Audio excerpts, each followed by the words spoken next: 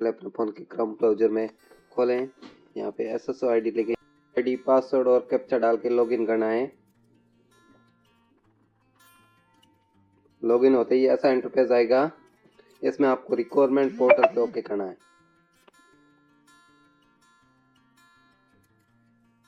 साथियों, आपको यह इंटरफेस खुलेगा SSO लॉगिन करते ही। इसमें आपको रिक्वायरमेंट पोर्टल में जाना है, तो रिक्वायरमेंट पोर्टल पे ओके कर दिया। अभी साथियों आपको ऐसा इंटरफेस नजर आएगा जिसमें आपको ये 3 लाइनें दिख रही है, इस पे ओके करना है और माई रिक्वायरमेंट में जाना है। साथियों इसमें जाने के बाद आपको ये डिटेल्स फॉर्म कम स्क्रूटनी, इस पे ओके करना है।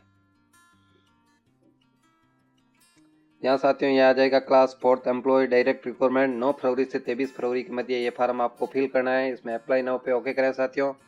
फिर जो भी टर्म एंड कंडीशन है उसको रीड एंड अंडरस्टूड करके इसमें ओके करना है आपको।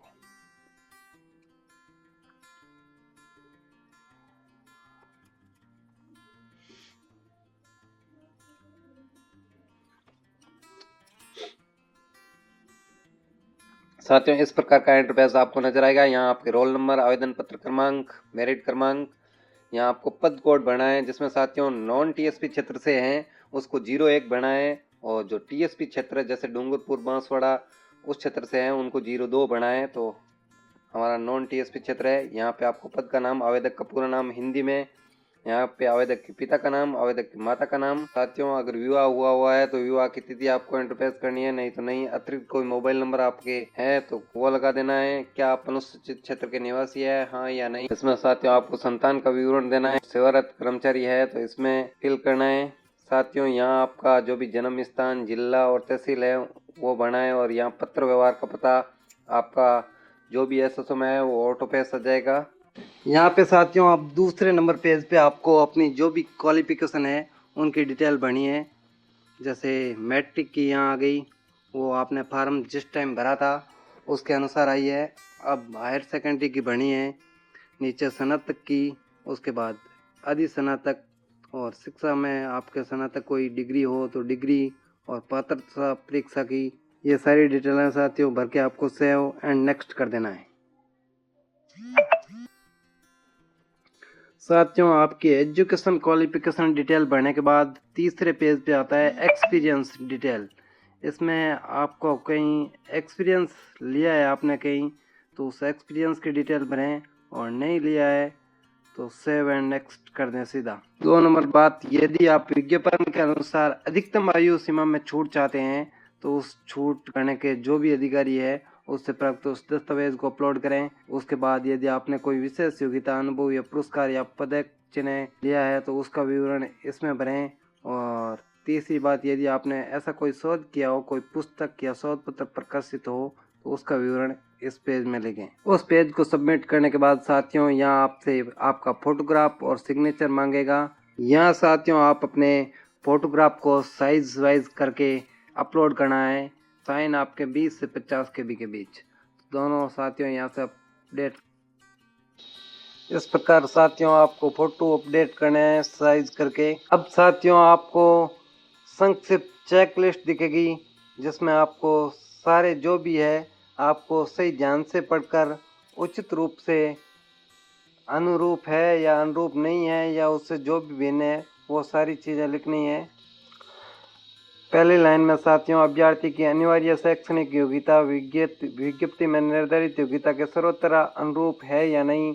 तो साथियों सर्वत्र अनुरूप है तो यस कर देना।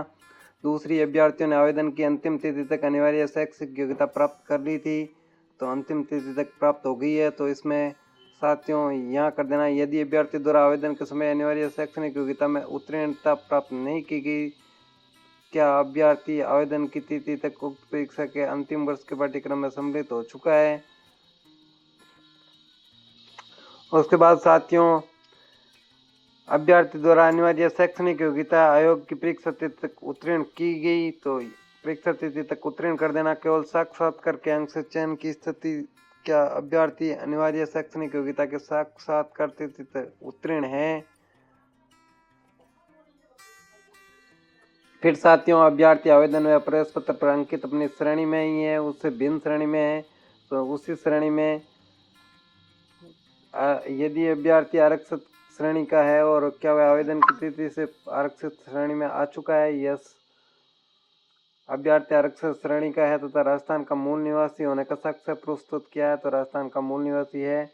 टीएसपी एरिया के निवास संबंधी अगर आप टीएसपी में हो हाँ कर देना, नहीं तो नहीं कर देना साथियों। यदि अभ्यर्थी आरक्षण श्रेणी का है किंतु उसका जन्म राज्य से बाहर हुआ है तथा उसने अपने मूल राज्य में उसी आरक्षण श्रेणी में साक्ष्य प्रस्तुत किया है, राजस्थान से बाहर का है तो नहीं कर देना, नहीं तो हाँ। फिर साथियों अनुभव संबंधी योग्यता आई है।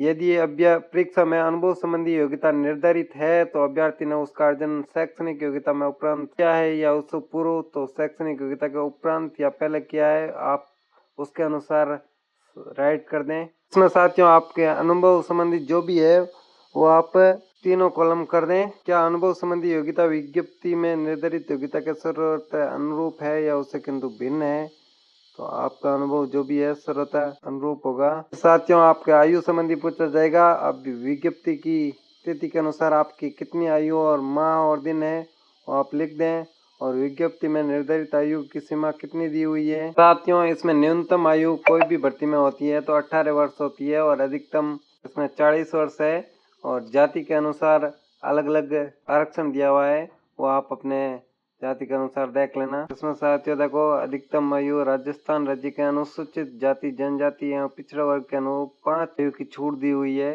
तो यदि कोई है तो उन्हें 5 वर्ष की छूट मिलती है और महिलाएं अनुसूचित जाति जनजाति या पिछड़ा वर्ग की है तो उन्हें 10 वर्ष की छूट दी जाए। सामान्य वर्ग की महिला है तो उन्हें 5 वर्ष की छूट मिलती है। विधवा या परित्यक्ता कोई महिला है तो उन्हें कोई अधिकतम आयु सीमा लागू नहीं है। कृषक जन है तो सामान्य में 10 वर्ष है, पिछड़े वर्ष में 13 और अनुसूचित जाति जनजाति में 15 वर्ष। तो आप अपने अनुसार जो भी लागू होता है उसमें राइट का निशान कर। साथियों यहाँ आपको 5-6 नंबर में क्वालिफिकेशन डॉक्यूमेंट जो भी है वो आपके बने हैं। सबसे पहले आपको मैट्रिक यानी सेकेंडरी जारी दिनांक और संलग्न संख्या ये सारों के सारे, उसके बाद उपाधि सीनियर सेकेंडरी की अंक तालिका, उसके बाद बीए बीकॉम या बीएससी आपने की है तो उनकी एमए या एमकॉम के, फिर चरित्र प्रमाण पत्र, उसके बाद अनामति प्रमाण पत्र, फिर मूल निवासी प्रमाण पत्र, जाति प्रमाण पत्र, अटेंशन फार्म जो आपको इसमें मिल जाएगा आरएसएसबी की वेबसाइट पर 2.5 लाख से। जो भी आय प्रमाण पत्र है वो डिप्लोमा धारक प्रमाण पत्र, स्पोर्ट्स पर्सन है तो स्पोर्ट्स पर्सन हस्तलिखित का एक प्रोफार्मा दिया हुआ है वेबसाइट पे, वो अपलोड करना है। यहाँ शपथ पत्र, जाति प्रमाण पत्र, बच्चों का घोषणा पत्र, दहेज या धूम्रपान के संबंधी घोषणा पत्र, 2 अलग अलग राजपत्रित अधिकारियों के चरित्र प्रमाण पत्र, भर्ती के लिए विशेष प्रमाण पत्र आपके पास कोई उपलब्ध है तो आय प्रमाण पत्र, फिर स्वास्थ्य प्रमाण पत्र और आयु में छूट प्रमाण पत्र और अन्य प्रमाण पत्र। यह जिस तारीख को जारी हुआ था उस तारीख लगानी है। बाद संलग्न संख्या में 1 2 3 ऐसे आपको अंक दर्ज करने। फिर साथियों उसके बाद ये अटेंशन फॉर्म सबसे लास्ट में है वो फिल कर देना है और सबमिट कर देना है। इस प्रकार साथियों आपका ये फार्म भरा जाएगा। इसी प्रकार की और